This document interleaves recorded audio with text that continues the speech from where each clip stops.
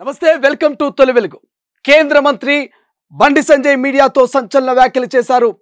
BRS party outdate party. ఇక కేసీఆర్ పేరు కేటీఆర్ పేరు ఎత్తితే ప్రజలు రాళ్లతో కొడతారు. బీఆర్ఎస్ పార్టీ ఎమ్మెల్యేల అవసరం కాంగ్రెస్ కుంది కానీ బీజేపీకి లేదు. కేవలం 6 గ్యారెంటీలు 2 లక్షల రూపాయల రుణమాఫీని పక్కదారి పట్టించేందుకే కాంగ్రెస్ ఇవాళ బీజేపీ మీద బురద జల్లుతోంది. ఎక్కడ కూడా బీఆర్ఎస్ తో బీజేపీకి పొత్తుండదు, అది అవుట్డేట్ పార్టీ అంటూ బండి సంజయ్ సంచలన వ్యాఖ్యలు చేశారు. ఒక్కసారి ఆ సంచలన వ్యాఖ్యలు తొలి వెలుగు స్క్రీన్ మీద చూసేటువంటి ప్రయత్నం చేద్దాం. యువత ఏమనుకుంటారు? మాకు కావాల్సి ఉద్యోగాలు కావాలి. మహిళలు ఏమంటున్నారు? ఒక్క ఉచిత బస్సే కాదు, మాకు ఇస్తున్న 2500 రూపాయలు ఇవ్వాలి, మాకు తులం బంగారం ఇవ్వాలి, మాకు స్కూటీలు ఇవ్వాలి అని వాళ్ళు అంటున్నారు. యువత ఏమంటున్నారు? మాకు ఉద్యోగాలు కావాలని యువత అంటున్నారు. ఉద్యోగస్తులు ఏమంటున్నారు? మాకు టీఏలు డిఏలు మాకు ప్రమోషన్లు ఏం లేవని వాళ్ళు అంటున్నారు. కానీ ఆ విషయంలో చర్చ జరగాలి. వీళ్ళు దానిలో పోతుంది, వాళ్ళు అసలు దాని గురించి ప్రజలు కూడా అడుచుకుంటారన్న. వీళ్ళు టైంపాస్ 6 గంటల ప్రజల దృష్టి మళ్లించడానికి వాళ్ళు కుమ్మకారు. వాళ్ళ బీఆర్ఎస్ పార్టీ ఏం లేని పార్టీ, అది నాకు ఘర్కా నాకు ఘాట్కా పరిస్థితి. ఇవాళ 8 మంది మాకేం అవసరం చెప్పు? బీఆర్ఎస్ పార్టీని చేసుకుంటాం, మాకేమన్నా కాంగ్రెస్ వాళ్ళకి అవసరం? వాళ్ళు ఎమ్మెల్యేల సంఖ్య పెంచుకోవాలి, ముఖ్యమంత్రులు కావడానికి, ముఖ్యమంత్రి పదవులు కాపాడుకోవడం కోసం, నెక్స్ట్ కొంతమంది ముఖ్యమంత్రి కావడానికి ఈ బీఆర్ఎస్ పార్టీ ఉన్న ఎమ్మెల్యేలు వాళ్ళను జత చేసుకుంటే వాళ్ళకు మెజార్టీ పెడుతుంది. ఎమ్మెల్యేగా ముఖ్యమంత్రిగా దించవచ్చు, ముఖ్యమంత్రిగా ఉండొచ్చు. మాకేం వస్తాం? మేము బీఆర్ఎస్ పార్టీ వాళ్ళు మనల్ని ఏదైతే మాకు ప్రభుత్వం వస్తుందా? మాకు అవసరం అది, మాకు అవసరం అది చెప్పు. వాళ్ళు కలిసి అధికారాన్ని పంచుకున్నారు. ఇంతకుముందు కలిసి పోటీ చేసిర్రు. వాళ్ళు కేసీఆర్ ఏ పార్టీ నుంచి వచ్చింది చెప్పండి? కాంగ్రెస్ పార్టీ వచ్చింది. మళ్ళీ అడిగే పోతాడు, తిరిగి గుడి పోతాడు. ముఖ్యమంత్రి ఏబీపీ నుంచి వచ్చాడు, మీ దగ్గర తిరిగి వస్తాడా? అదే రకం మరి వారిని అడిగి చెప్పాలి, వారిని చెప్పాలి. రేవంత్ రెడ్డి గారు చెప్పాలి. అంటే మరి బీఆర్ఎస్ పార్టీ కాంగ్రెస్ పార్టీ పోతుందన్నట్టే కదా.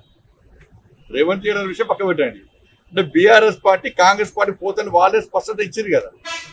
మరి బీఆర్ఎస్ పార్టీని చేసుకోవాల్సిన అవసరం, అది అవినీతి పార్టీ. వాళ్ళ కేసీఆర్ కేటీఆర్ విషయంలో మీరు ప్రజల దగ్గర పోతే చీతు అంటారు, రాళ్లతో కొడతారు. మరి ఆ పార్టీని మేమెందుకు చేసుకుంటామన్న? వాళ్ళు పోయేటోళ్ళని తెల్లబోతున్నారు.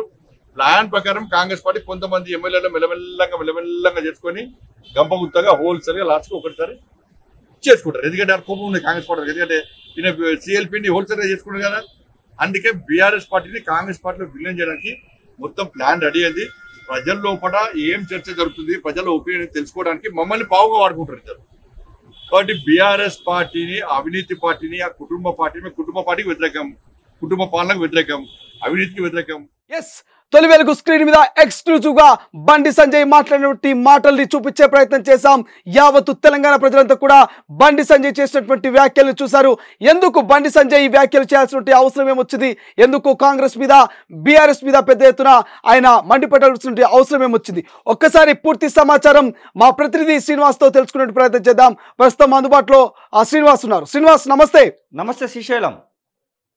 ఎస్, బండి సంజయ్కి సంబంధించినటువంటి కామెంట్స్ చూసాం. అటు బీఆర్ఎస్ మీద ఇటు కాంగ్రెస్ మీద హాట్ కామెంట్ చేశారు. ఎందుకు బండి సంజయ్ ఈ వ్యాఖ్యలు చేయాల్సినటువంటి అవసరం ఎందుకు వచ్చిందంటారు? ఎస్, మనం చూస్తా ఉన్నాం. ముఖ్యంగా బీజేపీ పార్టీలోకి బీఆర్ఎస్ పార్టీ విలీనం అవుతుందనేటువంటి కామెంట్స్ని ఢిల్లీ వేదికగా ముఖ్యమంత్రి రేవంత్ రెడ్డి చేయడం జరిగింది. ప్రధానంగా అసలు కేంద్ర మంత్రి ఎవరికి ఇస్తారు, అలాగే ప్రతిపక్ష హోదా ఎవరికి ఇస్తారు, బీజేపీ పార్టీ అధ్యక్ష పదవి ఎవరికి ఇస్తారు, ఇట్లాంటి కొన్ని పదవులను కూడా విశ్లేషిస్తూ ముఖ్యమంత్రి కాంగ్రెస్ పార్టీ పిసిసి అధ్యక్షుడైనటువంటి రేవంత్ చేసినటువంటి వ్యాఖ్యల విషయంలో ఇప్పటికే ఒక దుమారం అయితే రేగుతా ఉంది. అటు బీఆర్ఎస్ పార్టీ నాయకులు ఖండిస్తూ ఉన్నారు. ఈరోజు కేంద్ర మంత్రి బండి సంజయ్ కీలకమైనటువంటి వ్యాఖ్యలు చేయడం జరిగింది. అసలు కాంగ్రెస్ పార్టీకి మాత్రమే బీఆర్ఎస్ ఎమ్మెల్యేలతో పని ఉంటుంది, బీజేపీ పార్టీకి ఏమాత్రం అవసరం లేదు అంటూ ఇంకొక మాటను కూడా అతను చెప్పడం జరిగింది. గతంలో కాంగ్రెస్ పార్టీతో పొత్తు పెట్టుకున్నటువంటి సందర్భాన్ని టీఆర్ఎస్ పార్టీకి ఉంది కాబట్టి ఖచ్చితంగా ఒకవేళ పొత్తు పెట్టుకుంటే గిట్టే కాంగ్రెస్ పార్టీ బీఆర్ఎస్ పార్టీ కలవచ్చు, కానీ అసలు బీజేపీ పార్టీతో ఏమాత్రం అవసరం లేదు అనేటువంటి మాటను చెప్తూనే ఇక 2 లక్షల రూపాయల రుణమాఫీకి సంబంధించి రైతులకు చాలా ఇబ్బందులు ఉన్నాయి. కేవలం 40% మందికి మాత్రమే రుణమాఫీ జరిగింది, ఇంకా 60% మందికి రుణమాఫీ జరగలేదు. ఈ విషయాన్ని పక్కదోవ పట్టించడానికే బీఆర్ఎస్ కాంగ్రెస్ పార్టీ చేస్తున్నటువంటి డ్రామాగా, కాంగ్రెస్ పార్టీ ఆడుతున్నటువంటి డ్రామాగా కేంద్ర మంత్రి బండి సంజయ్ అయితే చెప్పడం జరిగింది. ఇంకా దీంతో పాటుగా 6 గ్యారంటీలను కూడా అమలు చేయలేని పరిస్థితిలో కాంగ్రెస్ పార్టీ ఉంది కాబట్టి దాన్ని కూడా ప్రజల్లో నుంచి డైవర్ట్ చేసే విధంగా భాగంగానే బీజేపీ పార్టీలోకి బీఆర్ఎస్ పార్టీ విలీనం అనేటువంటి అంశాన్ని తెర మీదకి తెస్తున్నారనేటువంటి మాటనైతే బండి సంజయ్ చెప్తా ఉన్నాడు. ఈ విషయానికి సంబంధించి ఇప్పటికే 10 రోజుల నుంచి ఒక దుమారం అయితే రేగుతా ఉంది. పలు రకాలైనటువంటి ఛానల్స్, మీడియా ఛానల్స్లో కూడా ఈ యొక్క విషయాన్ని ఇప్పటికే విశ్లేషించుకోవడం జరిగింది. ఏది ఏమైనప్పటికీ బీఆర్ఎస్ పార్టీ బీజేపీ పార్టీలోకి విలీనం అవుతుందనేటువంటి వార్త సంచలనంగా మారిన విషయం అందరికీ తెలిసిందే. ఇక బీజేపీ పార్టీ ఈ విషయాన్ని ఒక రకంగా ఖండిస్తూనే వస్తూ ఉంది. అటు బీఆర్ఎస్ పార్టీ కూడా ఖండిస్తూ వస్తూ ఉంది. ఎట్టి పరిస్థితుల్లో కూడా బీఆర్ఎస్ పార్టీ ఖచ్చితంగా ప్రతిపక్ష హోదాలో కొనసాగుతోంది. అలాగే వచ్చేటువంటి లోకల్ బాడీ ఎలక్షన్స్లో కూడా మా యొక్క పార్టీ ముందుకు వెళ్తుందంటూ చిట్ చాట్లలో KT Ramarao BRS party working president మాట్లాడినటువంటి మాటలను కూడా మనం చూస్తూ ఉన్నాం. మరొక వైపు బీజేపీ పార్టీ నుంచి ఇప్పటికే ఖండనలను మనం చూస్తూ ఉన్నాం. ఎట్టి పరిస్థితుల్లో కూడా బీజేపీ పార్టీలోకి బీఆర్ఎస్ పార్టీ విలీనం అనేది ఉండదు అంటూ వారు మాట్లాడుతున్నటువంటి మాటలను కూడా మనం చూస్తూ ఉన్నాం. ఈరోజు బండి సంజయ్ మాట్లాడినటువంటి మాటలను బట్టి ఖచ్చితంగా మరి అది ఏం జరగబోతుంది అనేటువంటి ఒక ప్రశ్నార్థకం మాత్రం మనకు కనబడతా ఉంది శ్రీశైలం.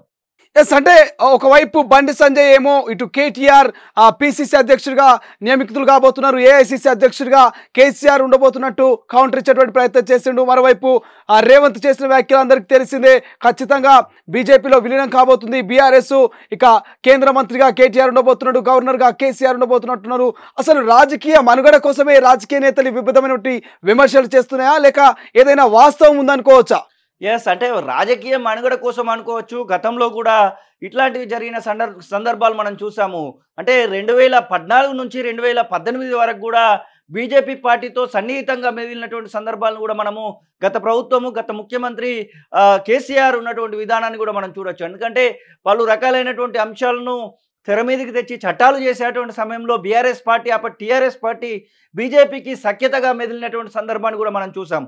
పార్లమెంటు వేదికగా చట్టాలను కూడా చేసినటువంటి సందర్భంలో అప్పటి బీజేపీ ప్రభుత్వానికి ఖచ్చితంగా సపోర్టెడ్గా ఉన్నటువంటి సందర్భాన్ని కూడా మనం చూసాం. చెప్పలేం, ఏదైనా జరగచ్చేమో, బీజేపీ పార్టీలోకి బీఆర్ఎస్ పార్టీ విలీనం కూడా జరగచ్చేమో అనేటువంటి కొన్ని ఊహాగానాలు అయితే మనం చూస్తూ ఉన్నాం. ఒకవైపు ఇద్దరి వైపుల ఖండనలు వినబడుతున్నప్పటికీ కూడా జరగచ్చేమో అనేటువంటి ఆ యొక్క రాజకీయ విశ్లేషణలు కూడా చూస్తూ ఉన్నాం Srisailam. Yes, thank you so much Srinivas. ఇది ఓవరాల్గా ఎవరికి వాళ్ళైతే కౌంటర్కు రీకౌంటర్ ఇచ్చుకుంటున్నారు. ఎప్పటికప్పుడు అప్డేట్గా మీడియా, సోషల్ మీడియాలో ఉన్నటువంటి నాయకులు ఇటు కాంగ్రెస్ నుంచి కౌంటర్ రాగానే బీజేపీ బీఆర్ఎస్ నుంచి రీకౌంటర్ వస్తుంది. ఇక బీజేపీ బీఆర్ఎస్ నుంచి కౌంటర్ ఇవ్వగానే కాంగ్రెస్ నుంచి కాంగ్రెస్ నాయకులు ఇక కౌంటర్ అటాక్ చేస్తున్నటువంటి పరిస్థితి. ఓవరాల్గా తెలంగాణలో మాత్రము ఓవైపు రుణమాఫీ రచ్చ, మరోవైపు బీఆర్ఎస్ బీజేపీలో విలీనం కాబోతున్నటువంటి ప్రచారం మాత్రము పెద్ద ఎత్తున కొనసాగుతుంది. ఇక సినీ సెలబ్రిటీల నుంచి, రాజకీయ నేతల నుంచి సామాన్యుల వరకు కూడా ఈ చర్చ అయితే కొనసాగుతున్నటువంటి పరిస్థితి. ఓవరాల్గా గ్రౌండ్ లెవెల్ వరకు కూడా బీజేపీలో బీఆర్ఎస్ విలీనం కాబోతున్నటువంటి అంశాన్ని కాంగ్రెస్ ప్రజల్లోకి తీసుకెళ్లేటువంటి ప్రయత్నం చేస్తుంది. గతంలో మనం అందరం చూసినాం. ఇక లిక్కర్ స్కామ్లో ఉన్నటువంటి కవితను కాపాడడానికే ఇక బీజేపీ బీఆర్ఎస్ సఖ్యతగా పనిచేస్తున్నాయి. లేకపోతే కవితను ఎందుకు అరెస్టు చేయట్లేదంటూ గతంలో కాంగ్రెస్ అసెంబ్లీ ఎన్నికల్లో భాగంగా కొంత ఒక ప్రచారంలో దాన్ని అయితే ఒక అస్త్రంగా ఉపయోగించుకొని అధికారంలోకి వచ్చినటువంటి పరిస్థితి మనం చూసాం. సో ఇప్పుడు మళ్ళీ బీజేపీలో బీఆర్ఎస్ విలీనం కాబోతున్నటువంటి ఒక అంశాన్ని మళ్ళీ కాంగ్రెస్ తెర మీద తీసుకొచ్చిందనేటువంటి ఆ ప్రచారము, ఆరోపణలు కేటీఆర్, అదేవిధంగా అటు బండి సంజయ్ చేస్తున్నటువంటి పరిస్థితి. మరి వాస్తవానికి భవిష్యత్తులో ఏం జరగబోతుంది? నిజంగా బీఆర్ఎస్ బీజేపీలో విలీనం కాబోతుందా, లేకపోతే బీఆర్ఎస్ కాంగ్రెస్ దోస్తాన్ని చేయబోతుందా? ఇటు బండి సంజయ్ చెప్పింది నిజమా, మరి కేటీఆర్ చెప్పింది నిజమా, లేక ఢిల్లీ వేదికగా రేవంత్ చెప్పింది నిజమా? ఏది నిజం? అసలు తెలంగాణ ప్రజలు ఏమనుకుంటున్నారు? భవిష్యత్తులో ఏం జరగబోతుందో చూడాల్సినటువంటి అవసరం ఉంది. అసలైన తొలి వెలుగు. ఫాలో వాట్సాప్ @తొలి వెలుగు official.